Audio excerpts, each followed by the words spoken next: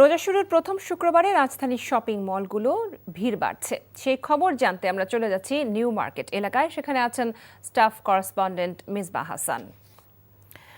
মিসবাহ, ঈদের কেনাকাটা কি জমে উঠেছে কিনা, কি বলছেন ক্রেতা বিক্রেতারা?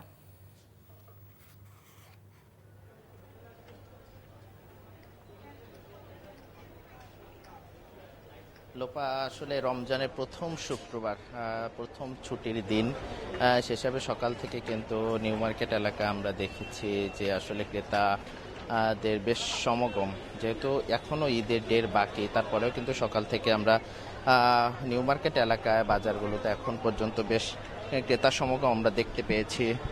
তারা এসছেন কেনাকাটা করতে, যেহেতু আগে ভাগেই ঝুটকি ঝামেলা, ঈদের শেষ সময়ে কিন্তু অনেকটা ভিড় লক্ষ্য করা যায়, ক্রেতাদের উপস্থিতিও বেশি দেখা যায়। সেক্ষেত্রে আগে ভাগেই অনেকেই নিজের পছন্দের জিনিসটি কিনে নিতে কিন্তু আগে ভাগেই চলে এসেছেন অনেক ক্ষেত্রে। আমরা ক্রেতাদের সাথে কথা বলছিলাম, তারা যেটি বলছিলেন যে এখন তো শুরুর অনেকেই কেনাকাটা করছেন, আবার অনেকেই নিজের পছন্দের জিনিসটি দেখার জন্য চলে এসছেন, অনেকেই নতুন করে দেখে রাখছেন নিজেদের পছন্দের জিনিসগুলো। ক্রেতা বিক্রেতা উভয়ের সাথে কথা বলছিলাম। ক্রেতারা বলছিলেন যে ঈদের শেষ সময় এসে, রমজানের শেষ দিকে এসে অনেকটা ঝুটকি জামাতা পোহাতে হয়। একদিক থেকে যানজটের দীর্ঘ যানজট একদিকে, তারপর লোক সমাগমও বেশি থাকে, যার কারণে এছাড়া গরমের তীব্রতা আস্তে আস্তে বাড়ছে, যার কারণে আগে ভাগেই অনেকে কেনাকাটা করতে এসছেন।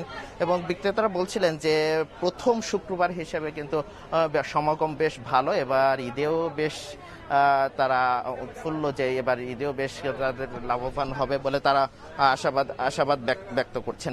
আমরা সবশেষ মিলে বলতে যে প্রথম শুক্রবার হিসেবে এখন পর্যন্ত নিউ মার্কেট এলাকা বা অন্য এলাকা বাজারগুলো আমরা যেটি ঘুরে দেখেছি, সেটা কিন্তু সমাগম বেশ ভালো, এবং ক্রেতা বিক্রেতা উভয় করছেন যে বেলা বাড়ার সাথে সাথে বা জুমার নামাজের পরে এই উপস্থিতিতে আরও বাড়বে, কেনাকাটা আরও বাড়বে।